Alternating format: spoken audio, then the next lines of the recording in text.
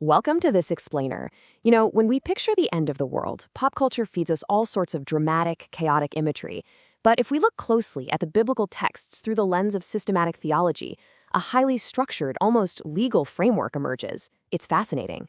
Today we're going to unpack Dr. Robert A. Peterson's deeply structured theology on the Last Judgment. We're not here to take theological sides. Instead, we're going to explore exactly how this ultimate courtroom operates, step by step, entirely based on his source material.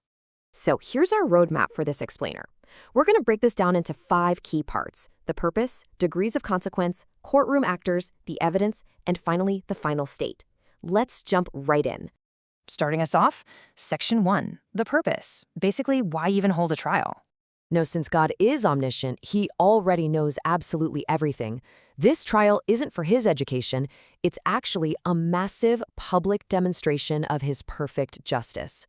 And there's a really sharp distinction Dr. Peterson draws here that you've got to catch. The final judgment doesn't actually determine where a soul goes. Rather, it formally assigns the destiny that was already set before death. According to the texts Peterson cites, like John 3, a person's eternal destination is settled during their earthly life. The Last Judgment is simply the moment where that destiny is publicly and formally assigned. It's a lot like a judge officially reading a verdict that's already been sealed. Which brings us directly to Section 2, degrees of consequence, or how the verdict is actually weighed. It really makes you wonder, right? If a destination is already locked in, is the afterlife just a flat baseline experience for everyone who ends up there? Are all punishments and rewards totally equal across the board? Well, according to Dr. Peterson's analysis, absolutely not.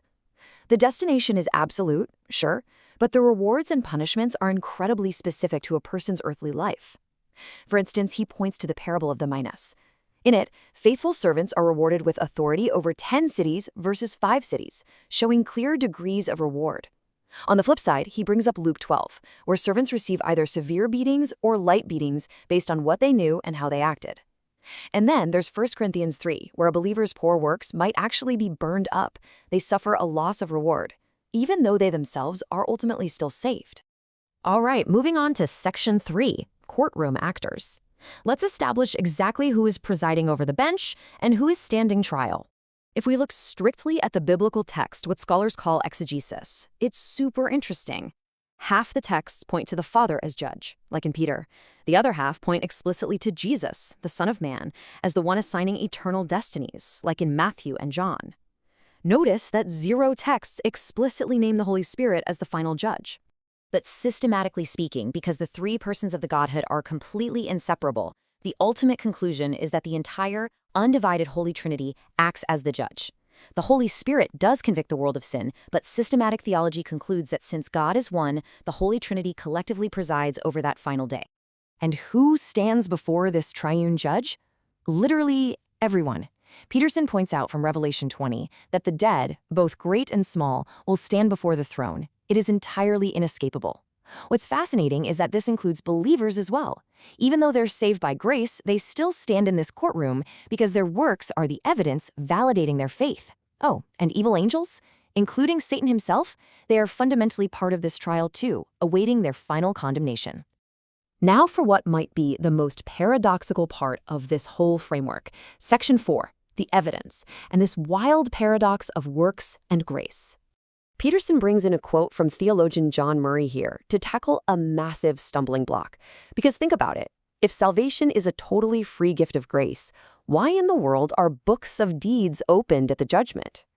Peterson clarifies that true salvation isn't just a one-time acquittal. It is a lifelong process of being transformed, and that process produces visible evidence. To put this into perspective, look at the stark contrast between justification and sanctification. Justification, God's pure acquittal, is a one-and-done deal, purely God's work. But sanctification is where you, the believer, act as a cooperating junior partner in the firm. Justification is entirely on God, but sanctification, that's a lifelong process, where the Holy Spirit works within a person and the person cooperates. Your deeds, your thoughts, even your careless words, those serve as the tangible courtroom evidence proving whether your saving faith was genuine or non-existent. Finally, we reach the sentencing phase. Section 5, the final state, and specifically, the reality of hell. This holds some of the most counterintuitive points in Peterson's entire lecture. We've all seen the pop culture cartoons, right? A little red guy with a pitchfork running the underworld. But systematically, who actually possesses authority over this final state? The stark, biblical reality, according to Peterson's theology, it's God Almighty, absolutely not Satan. As Jesus explicitly warns in Luke 12, we are to fear him who, after killing the body, has the authority to cast into hell. That authority belongs exclusively to God. This totally flips popular myths on their head. Satan isn't the warden, he's the ultimate prisoner. Revelation literally states he is cast into it to be tormented. And here is a truly shocking theological truth. Because God is omnipresent, he is actively present everywhere, and yes, that includes hell. In heaven, his presence is grace, fellowship, and love. But in hell, he is actively present in his glory, holiness, righteousness, and wrath. Revelation 14 even says the condemned are tormented in the presence of the holy angels and in the presence of the Lamb. So as we wrap up this explainer, we want to leave you with this profound thought to ponder.